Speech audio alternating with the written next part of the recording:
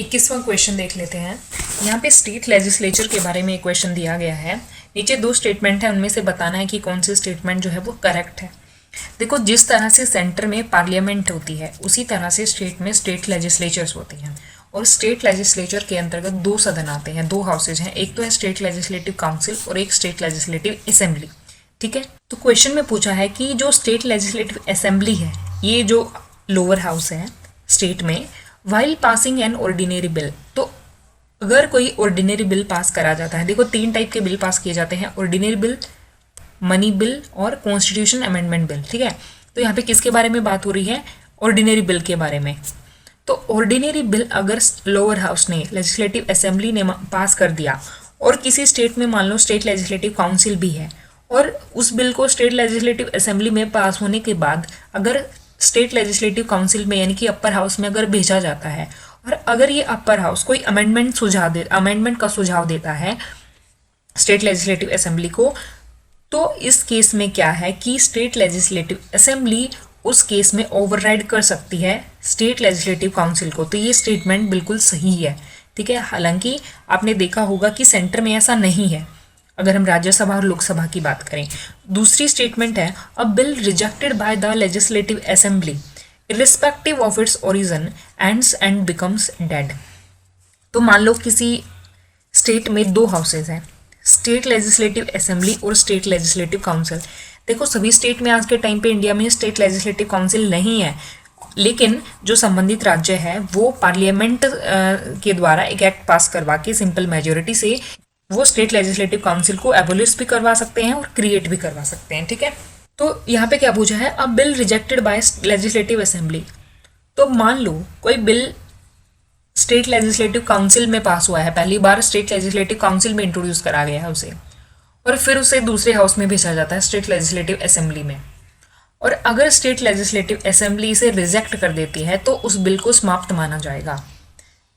ठीक है, तो यहाँ पे क्या पूछा है कि अ bill rejected by the legislative assembly. तो कोई भी बिल अगर वो स्टेट लेजिस्लेटिव असेंबली ने रिजेक्ट कर दिया ना, तो वो उसको समाप्त माना जाता है, चाहे उसका ओरिजिन कहीं भी हुआ हो। तो ये स्टेटमेंट बिल्कुल सही है। अगर स्टेट लेजिस्लेटिव असेंबली में ही उसका ओरिजिन हुआ है और फिर वो पास नहीं हुआ, रिजेक्ट हो गया, तो फिर ऐसा नहीं है कि उसको दूसरे सदन में भेजा जाएगा स्टेट लेजिस्लेटिव काउंसिल में। अगर ये यहाँ पे रिजेक्ट हो गया तो हो गया ये। और दूसरे केस में अगर स्टेट लेजिस्लेटिव काउंसिल में इस बिल का ओरिजिन हुआ हो और फिर स्टेट लेजिस्लेटिव असेंबली ने इसे रिजेक्ट कर दिया हो, तो तब भी उसको समाप्त माना जाएगा। ठीक है, तो ये स्टेटमेंट भी सही है। इससे एक और इम्पोर्टेंट बात आती है कि इसका मतलब क्या है कि स्टेट लेजिस्लेटिव असेंबली को ज़्यादा पावर होती है किसकी कंपैरिजन में? स्टेट लेजिस्लेटिव काउंसिल की कंपैरिजन में in case of ordinary bill. ठीक है, तो इसका मतलब क्या है कि दोनों ही स्टेटमेंट सही हैं, बोथ 1 and 2। तो यहाँ पे क्या दिया है, जो स्टेट लेजिस्लेटिव असेंबली है वो ओवरराइड कर सकती है लेजिस्लेटिव काउंसिल को। कैसे? किसी भी ऑर्डिनरी बिल को सेकंड टाइम पास करके, एंड नॉट वाइस वर्सा। मतलब ऐसा जो राइट है वो लेजिस्लेटिव काउंसिल को प्राप्त नहीं है। When a bill is passed by the assembly, अगर कोई बिल लेजिस्लेटिव असेंबली के द्वारा पास किया जाता है, सेकंड टाइम में भी लेजिस्लेटिव असेंबली के द्वारा पास कर दिया जाता है और उसको भेजा जाता है किसके पास? लेजिस्लेटिव काउंसिल को। तो हमने क्या देखा था कि उसके पास 3 ऑप्शंस अवेलेबल हैं। तो मे बी लेजिस्लेटिव काउंसिल जो है वो 3 एक्शंस ले। क्या? या तो वो बिल को क्या करेगी? रिजेक्ट कर देंगे, या तो वो क्या करेंगे? बिल को रिजेक्ट कर सकते हैं, या फिर अमेंडमेंट को सजेस्ट करेंगे जो कि एक्सेप्टेबल नहीं है किसके द्वारा? लेजिस्लेटिव असेंबली को। और तीसरा क्या कर सकते हैं वो कि 1 महीने तक बिल पर कोई भी जो है वो विचार वो नहीं देते हैं और बिल को पास नहीं करते हैं, अपने पास रखे रहते हैं। ठीक है, तो इस स्थिति में क्या है, इस टाइम 1 मंथ के खत्म होने के बाद क्या होगा? उस बिल को पास माना जाएगा, deemed to have been passed by both the houses, दोनों हाउसेस के द्वारा, उसी फॉर्म में जिस फॉर्म में स्टेट लेजिस्लेटिव असेंबली ने दूसरी टाइम पे उस बिल को पास करके भेजा था स्टेट लेजिस्लेटिव काउंसिल के पास। ठीक है, फिर है जो ये सेकंड इंस्टांस की बात है ना कि कोई बिल स्टेट लेजिस्लेटिव काउंसिल से स्टेट लेजिस्लेटिव असेंबली के पास भेजना, या फिर ये वो सिर्फ स्टेट लेजिस्लेटिव असेंबली के केस में है। स्टेट लेजिस्लेटिव काउंसिल अगर पहली बार में कोई बिल पास करती है और वो स्टेट लेजिस्लेटिव असेंबली के पास भेजती है और इन्होंने रिजेक्ट कर दिया, तो वो बिल जो है वो समाप्त हो जाएगा। तो 22वें क्वेश्चन में क्या पूछा गया है? Which of the following committees made recommendations with respect to centre state relations? नीचे कुछ कमेटीज और कमीशंस के नाम दिए हैं, उनमें से बताना है कि किन्होंने सेंटर स्टेट रिलेशंस, केंद्र और राज्य संबंधों से रिलेटेड जो है वो सिफारिशें दी हैं, रिकमेंडेशंस दी हैं। तो Sarkaria commission, MM Punchhi commission, Rajamannar committee, ये वही सरकारिया कमीशन है जिसको 1983 में अपॉइंट करा गया था और इन्होंने ही इंटर स्टेट काउंसिल को एक परमानेंट बॉडी के रूप में एस्टेब्लिश करने के लिए सुझाव दिया था और इसी की इन्हीं रिकमेंडेशन के आधार पर 1990 में इंटर स्टेट काउंसिल को अंडर आर्टिकल 263 जो है वो उसका गठन करा गया। MM पंची कमीशन 2007 में इसको गठित किया गया था। देखो ये ऊपर वाले दोनों ही कमीशन जो है वो सेंट्रल गवर्नमेंट, केंद्र सरकार द्वारा अपॉइंट करे गए थे, लेकिन जो राजमन्नार कमेटी है ना उसने रिकमेंडेशंस तो दी थी सेंटर स्टेट रिलेशन से रिलेटेड और इसकी रिकमेंडेशन मानी भी नहीं गई थी, लेकिन इसे सेंट्रल गवर्नमेंट ने अपॉइंट नहीं करा था इसे। तो तीनों ही स्टेटमेंट सही हैं, आंसर हो जाएगा 1, 2 और 3। तो डी इसका आंसर सही आंसर है। जस्टिस RS सरकारिया कमीशन 1983 में इसको अपॉइंट करा गया था, जिसने कोऑपरेटिव फेडरलिज्म को अपनाने के लिए स्ट्रेस दिया था। तो उन्होंने बोला था कि फंक्शनल अरेंजमेंट होना चाहिए कोऑपरेटिव एक्शंस के लिए, ना कि ये एक फंक्शनल अरेंजमेंट होना चाहिए, ना कि स्टैटिस्टिक इंस्टीट्यूशन का कॉन्सेप्ट होना चाहिए। उन्होंने ना ही, और उसके अलावा सरकारिया कमीशन ने एक स्ट्रॉन्ग सेंटर के पक्ष में वो नहीं थे। उन्होंने बोला कि अगर सेंटर के पास बहुत ज़्यादा पावर है तो इससे क्या होगा, ओवर सेंट्रलाइजेशन हो जाएगा, जिससे क्या है that leads to blood pressure at the centre and anaemia at the periphery. मतलब इसका मतलब क्या है कि अगर सेंटर के पास बहुत ज़्यादा पावर होगी तो उसके पास निर्णय लेने के लिए बहुत ज़्यादा अत्यधिक विषय उसके पास आ जाएंगे, निर्णय लेने का अधिक दबाव उसके पास होगा। तो इससे क्या होगा, इससे निर्णय विहीनता होगी। निर्णय विहीनता मतलब या तो सभी मुद्दों पर डिसीजंस टाइम से नहीं लिए जाएंगे और दूसरा अगर लिए भी जाएंगे तो वो एक सही डिसीजंस नहीं लिए जाएंगे। ठीक है। फिर है MM पंची कमीशन, जिसको 2007 में सेटअप करा गया था, लेकिन रिकमेंडेशंस इसने कब दी थी, 2010 में। क्या क्या रिकमेंडेशन दी थी, देखो मेनली एक तो ये कि अगर कंकरेंट सब्जेक्ट्स पर डिसीजन लिए जाते हैं यूनियन गवर्नमेंट के द्वारा तो एक इंटर स्टेट काउंसिल के माध्यम से एक अच्छी कंसल्टेशन प्रोसेस होनी चाहिए, किसके बीच, यूनियन और स्टेट्स के बीच, कि वही कंकरेंट सब्जेक्ट्स हैं, समवर्ती सूची से रिलेटेड ये विषय हैं, तो इस पर दोनों सेंटर और स्टेट के बीच में एक सही कंसल्टेशन प्रोसेस होनी चाहिए। दूसरा क्या इन्होंने दिया कि प्रेसिडेंट के पास जो पॉकेट पावर है ना, प्रेसिडेंट की जो पॉकेट वीटो की पावर है स्टेट्स बिल से रिलेटेड, वो जो है वो खत्म कर देनी चाहिए। देखो हमें पता है कि जो गवर्नर है वो अपनी कॉन्स्टिट्यूशन डिस्क्रेशन का प्रयोग करके स्टेट्स लेजिस्लेचर के जो बिल्स हैं उनको प्रेसिडेंट की एसेंट के लिए क्या कर सकते हैं, रिजर्व रख सकते हैं। और फिर प्रेसिडेंट के पास पॉकेट वीटो भी होती है कि अगर वो चाहे तो वो उस बिल को लंबे टाइम के लिए, इनफाइनाइट टाइम के लिए अपने पास रख सकते हैं। ऐसा कोई टाइम जो है वो कॉन्स्टिट्यूशन में मेंशन नहीं है। लेकिन पंची कमीशन ने क्या रिकमेंडेशन दी थी कि प्रेसिडेंट की इस पॉकेट वीटो को, जो किससे रिलेटेड है, स्टेट बिल से रिलेटेड, उसको खत्म कर देना चाहिए और एक रिजनेबल टाइम होना चाहिए, जैसे कि 6 मंथ, जिसके बीच अंदर अंदर जो है वो प्रेसिडेंट को अपना डिसीजन दे देना चाहिए। फिर है अगली रिकमेंडेशन उन्होंने क्या दी थी कि जो ट्रीटी मेकिंग पावर है ना यूनियन की जो संधि करने की जो शक्ति है दूसरे देशों के साथ भी, फॉरेन कंट्रीज के साथ भी, उसको रेगुलेट किया जाना चाहिए। और अगर कोई ऐसा मैटर है जो किसी स्टेट से रिलेटेड है, जिसमें किसी स्टेट्स का एक या एक से ज़्यादा स्टेट्स का इंटरेस्ट इन्वॉल्व है, तो उस केस में स्टेट्स का भी क्या होना चाहिए, पार्टिसिपेशन होना चाहिए। उसके अलावा इन्होंने क्या रिकमेंडेशन दी कि गवर्नर जो चीफ मिनिस्टर को अपॉइंट करते हैं तो उससे रिलेटेड भी कुछ क्लियर गाइडलाइंस होनी चाहिए। देखो हमें पता है कि अगर फॉर एग्जांपल इलेक्शंस होते हैं स्टेट लेजिस्लेचर में, स्टेट लेजिस्लेटिव असेंबली के इलेक्शंस होते हैं और उस इलेक्शंस में जितनी भी पार्टीज हैं, किसी भी पार्टी को बहुमत हासिल नहीं होती है। ठीक है, किसी भी पार्टी को बहुमत हासिल नहीं होती है और ना ही गठबंधन सरकार बनाने और ना ही कोई गठबंधन सरकार बनती है। तो उस केस में जो गवर्नर है वो अपनी सिचुएशनल डिस्क्रेशन का प्रयोग करके क्या कर सकते हैं, किसी व्यक्ति को चीफ मिनिस्टर अपॉइंट कर सकते हैं। तो ऐसे में कहीं गवर्नर उस पावर का मिसयूज ना करें, तो उसके लिए क्लियर गाइडलाइंस होनी चाहिए चीफ मिनिस्टर को अपॉइंट करने के लिए। तो ये रिकमेंडेशंस में किसने दी थी, पंची कमीशन ने दी थी। तो क्या क्या हो गया, एक तो कंकरेंट सब्जेक्ट से रिलेटेड कंसल्टेशन प्रोसेस, एक प्रेसिडेंट की पॉकेट से रिलेटेड, और एक treaty making power of the union regulate होनी चाहिए, और तीसरा और फोर्थ क्या है कि गवर्नर की जो चीफ मिनिस्टर को अपॉइंट करने की पावर है उसके लिए क्लियर गाइडलाइंस होनी चाहिए।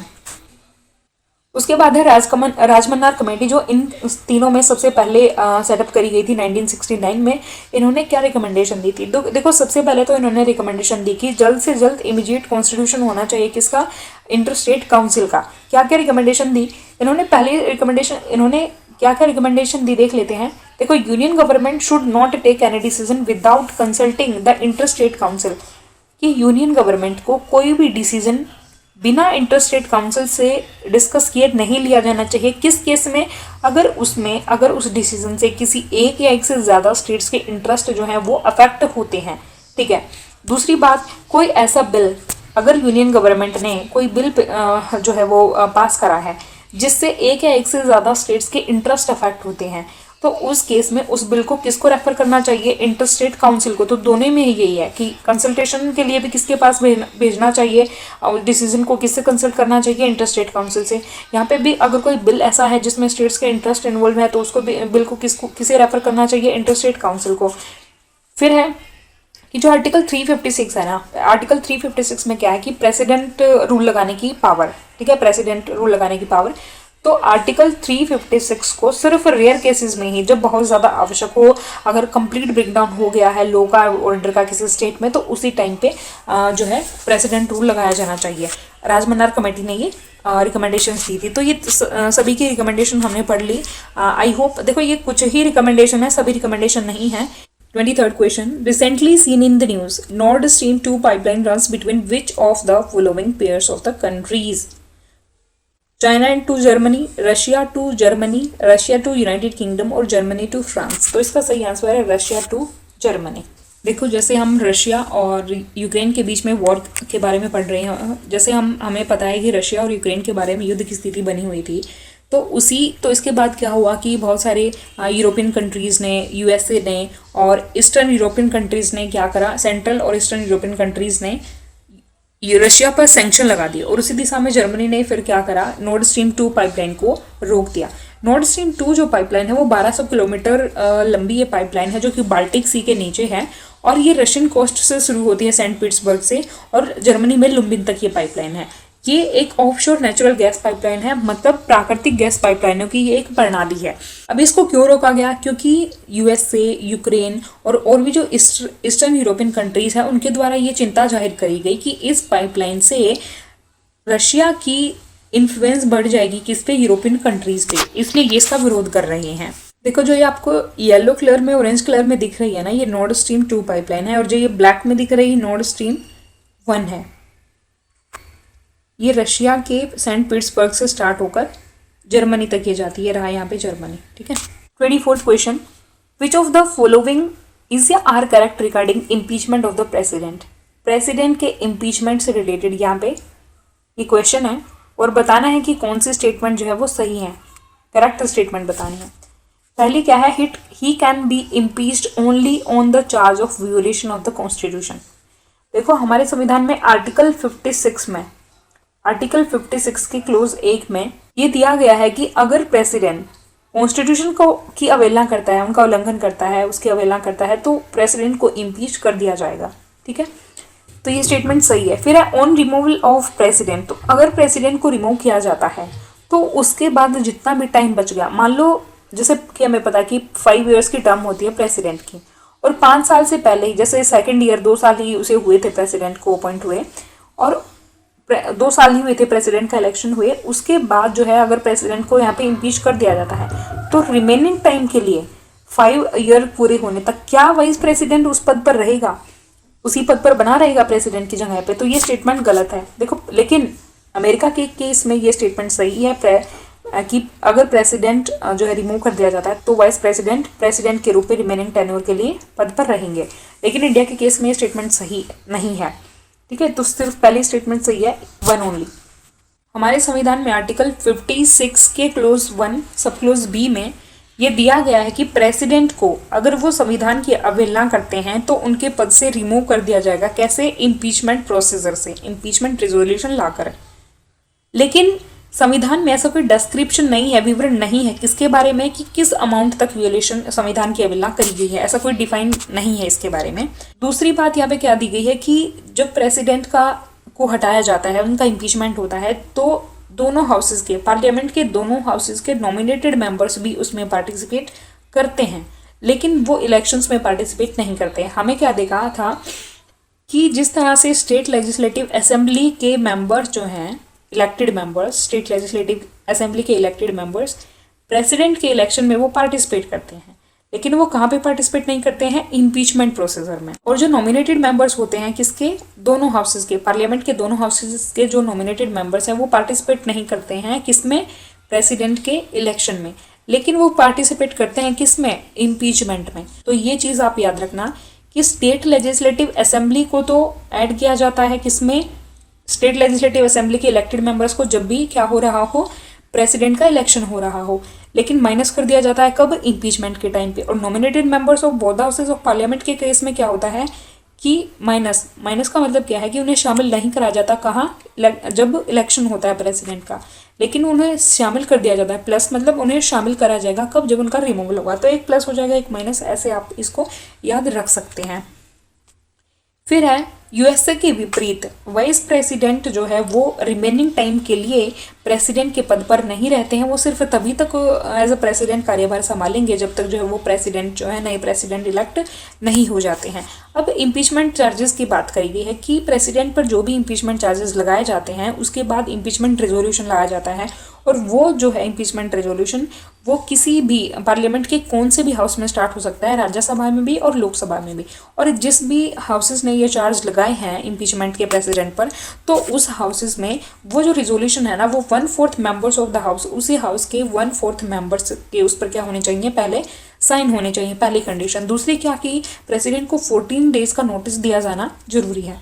उसके बाद कैसे इम्पीचमेंट होगा, after the impeachment resolution is passed by a majority of 2/3 of the total membership of that house.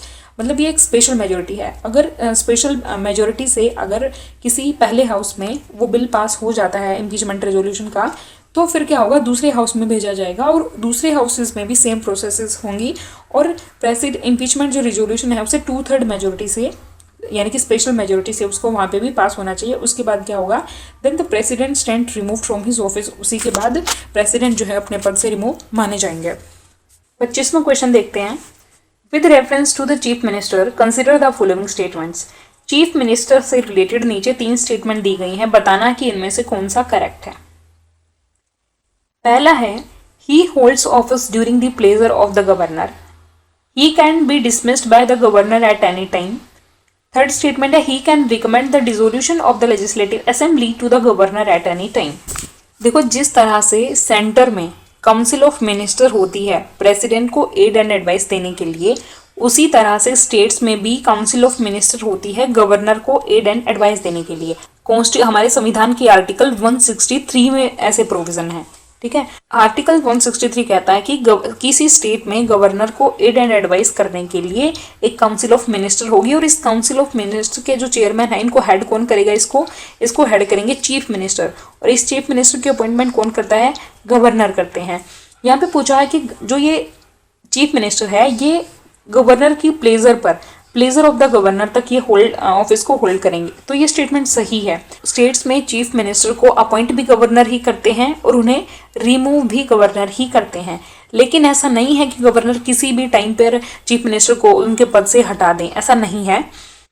Governor तभी चीफ मिनिस्टर को उनके पद से हटा सकते हैं जब जिस पार्टी से रिलेटेड वो है ना उस पार्टी की बहुमत नहीं रह जाती है, जब वो पार्टी जो है सदन में लेजिस्लेटिव असेंबली में अपनी मेजोरिटी सपोर्ट को जो है वो खो देती है, तो उसी केस में चीफ मिनिस्टर को हटाया जा सकता है गवर्नर के द्वारा। तो दूसरी स्टेटमेंट की ही can be dismissed by the governor at any time, वो स्टेटमेंट गलत हो जाती है क्योंकि वो ऐसा नहीं है कि वो किसी भी टाइम पर गवर्नर जो है वो चीफ मिनिस्टर को हटा देंगे। वो सिर्फ तभी हटाएंगे जब जिस पार्टी से रिलेटेड ये चीफ मिनिस्टर हैं उनकी पार्टी स्टेट लेजिस्लेटिव असेंबली में अपना जो मेजोरिटी सपोर्ट है, अपनी जो बहुमत है उसको खो देती है। फिर है he can recommend the dissolution of the legislative assembly to the governor at any time. मतलब जो ये चीफ मिनिस्टर है ना, जो ये चीफ मिनिस्टर हैं वो किसी स्टेट में लेजिस्लेटिव जो ये चीफ मिनिस्टर हैं तो वो अपने स्टेट में, जिस स्टेट के ये चीफ मिनिस्टर हैं उसमें लेजिस्लेटिव असेंबली के डिसोल्यूशन के लिए रिकमेंडेशन दे सकते हैं किसी गवर्नर को एट एनी टाइम, किसी भी समय पर। तो ये स्टेटमेंट सही है। तो पहली और तीसरी स्टेटमेंट सही है, दूसरी गलत है, तो इसका सी सही आंसर हो जाएगा। हमारे संविधान का आर्टिकल 163 क्या बोलता है कि there shall be a council of minister. एक काउंसिल ऑफ मिनिस्टर होगी, किसको एडवाइस करने के लिए? गवर्नर को।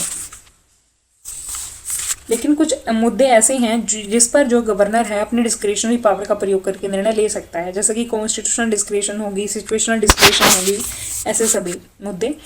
फिर the term of the chief minister is not fixed. Chief minister के जो टर्म ऑफ ऑफिस है वो फिक्स नहीं है, वो प्रेसिडेंट गवर्नर की प्लेजर पर काम करते हैं। He holds office during the pleasure of the governor. लेकिन this does not mean that governor can dismiss him at any time. इसका मतलब ये नहीं है कि गवर्नर उसे किसी भी टाइम पे डिसमिस कर दें। He cannot be dismissed by the governor as long as he enjoys the majority support in the legislative assembly. लेकिन अगर उस पार्टी ने, जिस पार्टी से रिलेटेड ये चीफ मिनिस्टर हैं, या फिर उनके खिलाफ, या फिर स्टेट लेजिस्लेटिव असेंबली में अगर अविश्वास प्रस्ताव पास हो जाता है, तो उस केस में या तो ये जो चीफ मिनिस्टर हैं वो खुद ही रिजाइन दे दें, या क्योंकि देखो अगर अविश्वास प्रस्ताव आ जाता है तो पूरी की पूरी काउंसिल ऑफ मिनिस्टर को ही त्यागपत्र देना पड़ता है, और चीफ मिनिस्टर भी काउंसिल ऑफ मिनिस्टर का ही पार्ट है। तो इस केस में या तो चीफ मिनिस्टर रिजाइन कर देंगे या फिर जो गवर्नर है उन्हें डिसमिस कर देते हैं। ठीक है, फिर उसके बाद क्या है कि he can recommend the dissolution of the legislative assembly. Chief minister legislative assembly के डिसोल्यूशन के लिए गवर्नर को रिकमेंडेशन दे सकते हैं। 26th question, with reference to political parties as recognised by the election commission consider the following statements. देखो हमारे संविधान में आर्टिकल 324 में इलेक्शन कमीशन ऑफ इंडिया से रिलेटेड प्रोविजन दिए गए हैं कि हमारे देश में जो पार्लियामेंट के दोनों सदनों के इलेक्शंस होते हैं, स्टेट लेजिस्लेचर, प्रेसिडेंट और वाइस प्रेसिडेंट, प्रेसिडेंट और वाइस प्रेसिडेंट की ऑफिसेस के लिए, इसके पद के लिए इलेक्शन कौन कंडक्ट करवाएगा? Election commission of India. उसके साथ ही इलेक्शन कमीशन जो है वो पॉलिटिकल पार्टीज को रजिस्ट्रेशन करने, पॉलिटिकल पार्टीज के पंजीकरण करने का, उसके रजिस्ट्रेशन का काम भी किसका होता है? इलेक्शन कमीशन ऑफ इंडिया का।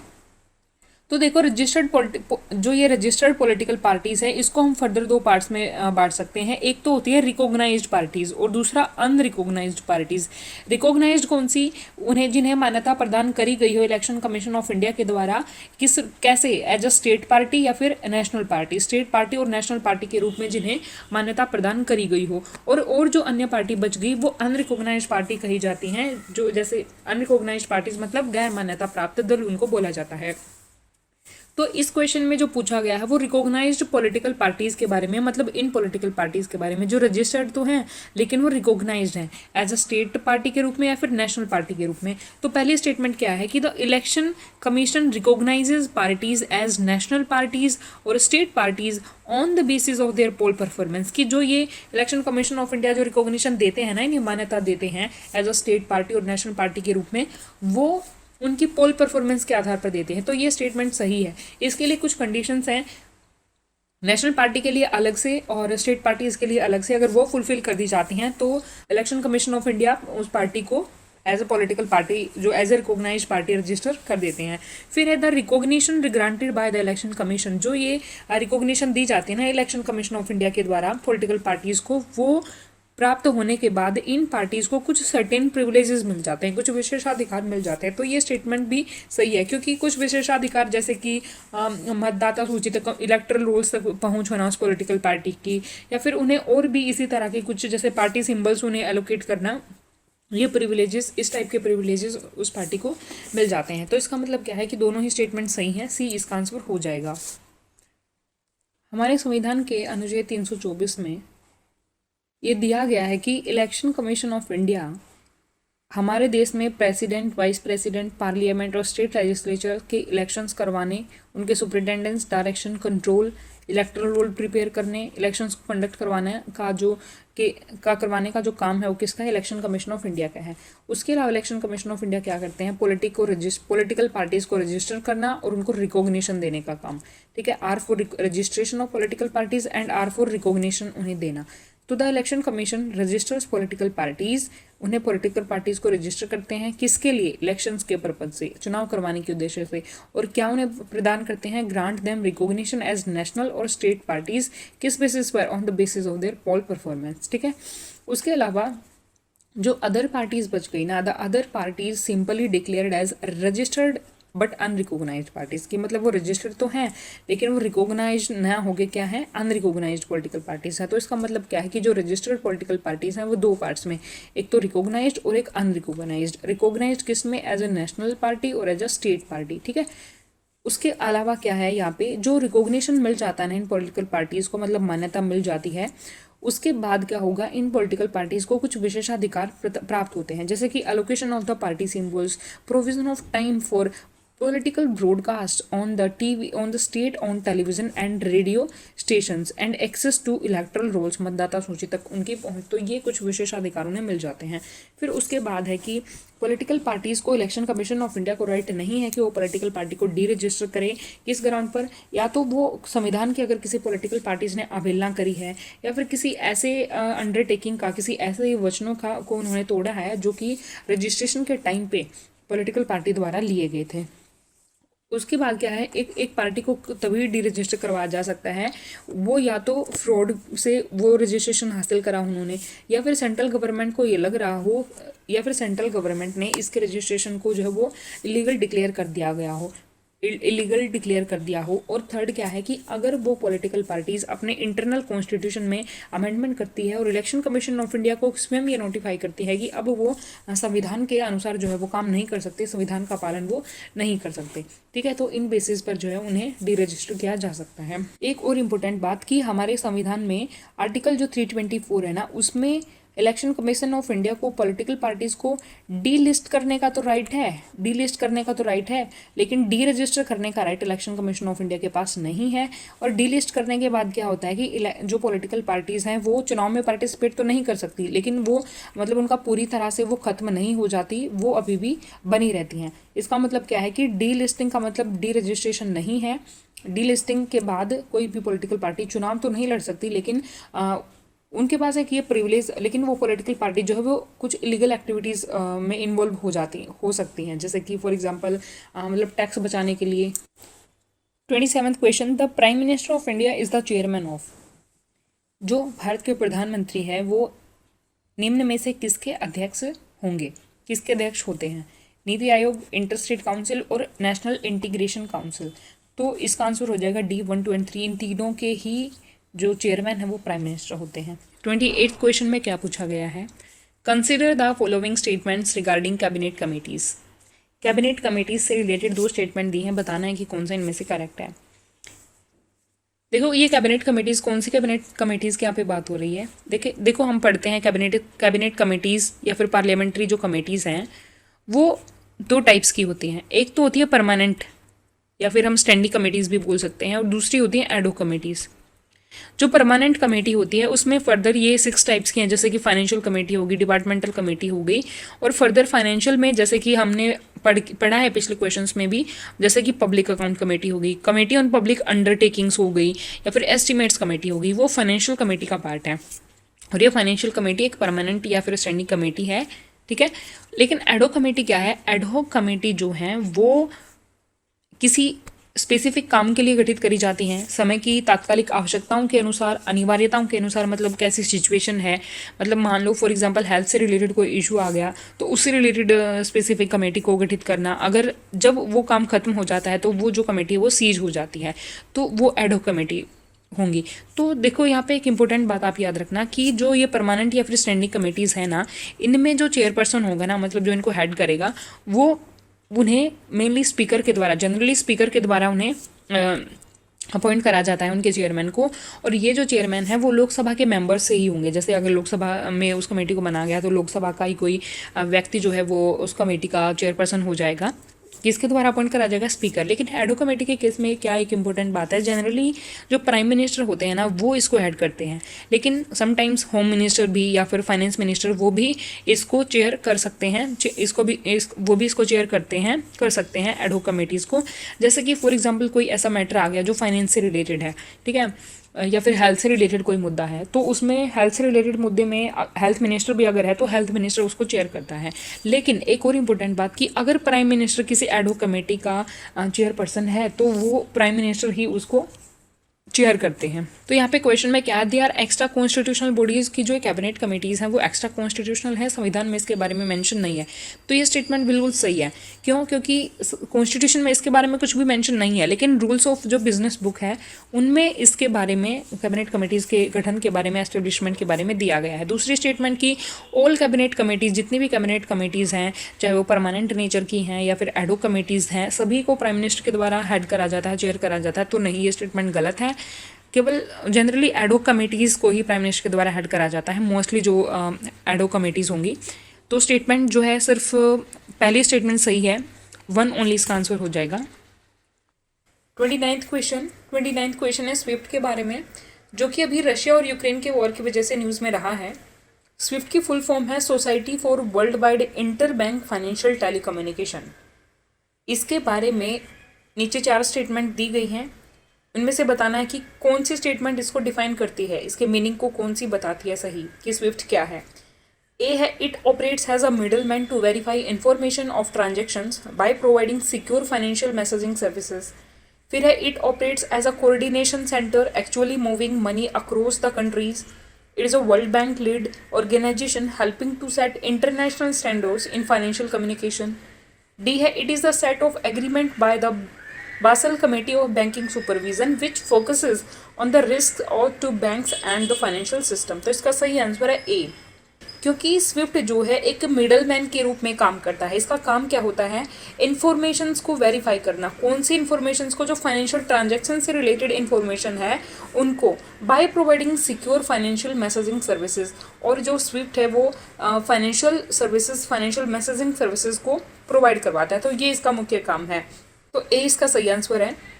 तो हाल ही में यूनाइटेड स्टेट्स ऑफ अमेरिका और यूरोपियन यूनियन के द्वारा ये डिसाइड करा गया कि कुछ रशियन बैंक्स को आंशिक तौर पर स्विफ्ट की जो प्रणाली है, स्विफ्ट जो ये इंटरनेशनल पेमेंट गेटवे है, इससे बाहर कर दिया जाए। ठीक है, इसका मेन पर्पज़ क्या है, इसका मेन उद्देश्य ये था कि रशिया को जो है इंटरनेशनल फाइनेंशियल जो सिस्टम है, अंतर्राष्ट्रीय वित्तीय प्रणाली, उसको कुछ टाइम के लिए अलग थलग करना। मेनली यूक्रेन और रशिया का जो ये वॉर चल रहा था उसके कारण ये न्यूज़ में था। और प्रियर टू दिस, इससे पहले और भी कंट्रीज थी जिससे स्विफ्ट को अलग करा गया था। तो हाँ, ईरान एक कंट्री है जिसको स्विफ्ट से कट ऑफ कर दिया गया था। इसकी वजह से ईरान को लगभग 1/3, इसके 1/3 जो विदेशी व्यापार है उसका नुकसान उठाना पड़ा था। स्विफ्ट को अगर लीगली टर्म्स में बात करें तो स्विफ्ट एससी बोलते हैं, और ये एक बेल्जियम बेस्ड कोऑपरेटिव सोसाइटी है जो कि सर्विस प्रोवाइड करवाते हैं। किससे रिलेटेड, दो, पहली तो the execution of the financial transaction को एग्जीक्यूट करने का, और दूसरा and payments between transactions and payments between banks worldwide, कि इसको to the execution of financial transactions and payments, जो फाइनेंशियल ट्रांजैक्शंस हुई, पेमेंट्स हुई, इनको एग्जीक्यूट करने का। और इसका प्रिंसिपल फंक्शन क्या है, इसका प्रिंसिपल फंक्शन है एक मैसेजिंग नेटवर्क के रूप में काम करना, एक मेन मैसेजिंग नेटवर्क के रूप में काम करने इसका काम होता है। एक मिडल मैन के रूप में काम करता है। स्विफ्ट जो है एक्चुअली मनी को ट्रांसफ़र नहीं करता है, मनी को मूव नहीं करता है, ये सिर्फ सत्यापित करता है कि हाँ जो है सत्यापित करता है। कैसे सत्यापित करता है, इन्फॉर्मेशन को, इन्फॉर्मेशन ऑफ ट्रांजैक्शन करके। ठीक है, तो ये सिर्फ इन्फॉर्मेशन ऑफ जो ट्रांजैक्शन है उनको सत्यापित करने का, वेरीफाई करने का काम करता है। ये एक्चुअली मनी को मूव नहीं करता है, स्विफ्ट का काम ये नहीं है। It is overseen by the central banks from 11 industrial countries. तो लगभग 11 देशों के जो सेंट्रल बैंक है, केंद्रीय बैंक है, जैसे कि भारत में RBI, reserve bank of India है, तो उसी तरह के 11 सेंट्रल बैंक्स की देखरेख में स्विफ्ट जो है वो काम करता है। और उन 11 देशों में जैसे कि एक कनाडा हो गया और यूनाइटेड स्टेट्स भी है इसमें, और सिर्फ एक कंट्री जो कि आशियन कंट्री है जापान, बेल्जियम भी है इसमें क्योंकि बेल्जियम बेस्ड कोऑपरेटिव सोसाइटी ये है। और उसके अलावा जो बाकी कंट्रीज़ बच गए वो मेनली जैसे यूनाइटेड किंगडम है, और जो बाकी कंट्रीज़ है वो मेनली यूरोपियन कंट्रीज़ ही हैं स्विफ्ट में।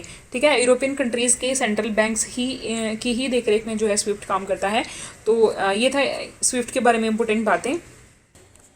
तो first past the post system में क्या है, पूरे कंट्री को स्मॉल ज्योग्राफिकल यूनिट्स में बांट दिया जाता है जिसको कॉन्स्टिट्यूएंसी बोलते हैं, और हर एक कॉन्स्टिट्यूएंसी से एक रिप्रेजेंटेटिव का इलेक्शन होता है। 1 constituency is equal to 1 representative. ठीक है, और जो विनिंग कैंडिडेट है उसे ज़रूरी नहीं, need not secure a majority of votes कि वो 50% प्लस वोट हासिल करे, नहीं। जो भी कैंडिडेट दूसरे कैंडिडेट से आगे चला जाता है, मतलब in the electoral race the candidate who is ahead of others, जो दूसरों से आगे निकल जाता है, who crosses the winning post post first of all, जो कि सबसे पहले विनिंग पोस्ट को पार कर लेता है वही विनर होता है। और ये जो मेथड है ना, first past the post system of elections, इसको प्लूरलिटी सिस्टम भी बोलते हैं, मतलब बहुमत प्रणाली भी इसको बोलते हैं, और इंडिया में और यूनाइटेड किंगडम में इसे फॉलो करा जाता है। तो ये था आज का वीडियो। आई होप आपको सभी क्वेश्चंस की एक्सप्लेनेशन समझ में आई होगी। आज के लिए इतना ही। Thanks for watching.